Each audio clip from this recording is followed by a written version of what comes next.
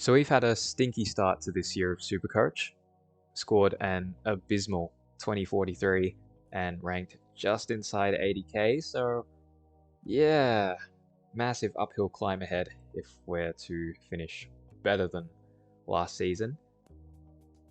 I'll probably keep these videos short as they have been usually, like a short personal document of how the team's going, rather than extensive analysis, because there's so many content creators that provide the goods, and if I'm not going to games, I don't really have time to watch. So it kind of feels like I'm winging it to an extent, and the start of the season has reflected that, but we'll see how we go. I don't think the team's bad, just a couple of picks that really shot us in the foot, and now we're a little behind. I did make some late changes before round 1 lockout. Would have preferred other options, but cash didn't allow, so this is what we've got now. Decided to stick with no day costs. The plan there is Jaden Short to be the stepping stone, and I'd trade him at round 6 to day costs. We'll see how that goes. It's looking like an L move, but we'll just stick with it, hope for the best. And in the forward line, we picked James Harms. Not my first option. I did have Billings there, and then he was sub during opening round, so I'm going to blame Simon Goodwin on that one.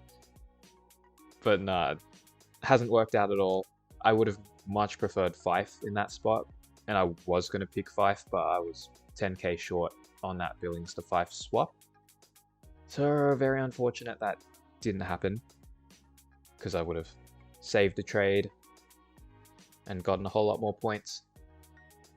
And of course the Gibcus and Reed injuries, brutal for the back line. Burgess as well, sort of a last second rookie decision. Went with him with Thilthorpe being out long term, but I don't know, probably ends up being a correction, considering there's Tom Berry there as well as Ollie Dempsey, who was really everywhere in that Geelong St Kilda game. I was there in Geelong, almost got a heart attack when we gave up 3 goals in 2 minutes. Thankfully, Skipper sealed the deal with a bomb from outside 50. But yeah, Dempsey was really good, seemed to be in the right spot at the right time, clunked some great marks.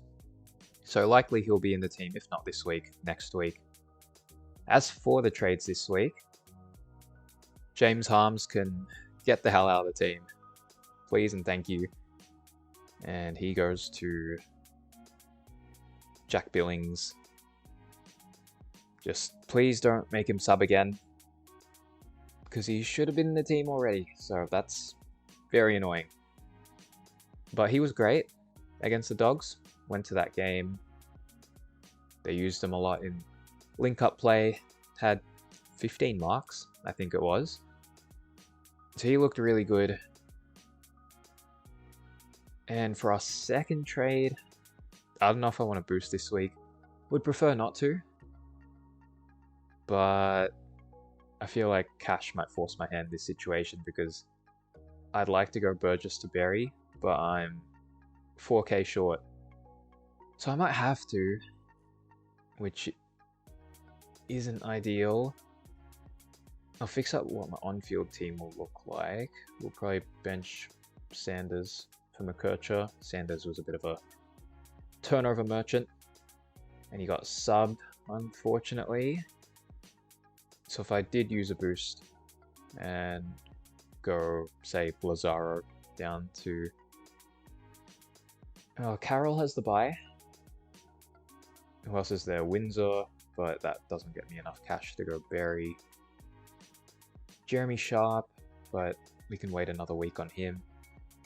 Ollie Dempsey, of course, but he'll be forward only. If I want him, I'm going to have to find a way to make that work.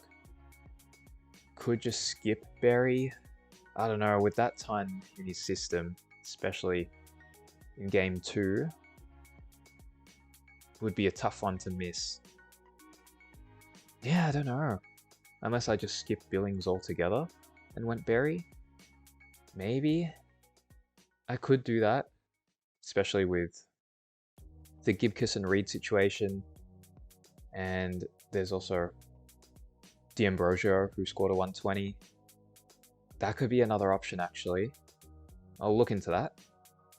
I might go with this, actually. So instead of Billings, we'll bring in Tom Berry and then Gibkiss up to D'Ambrosio.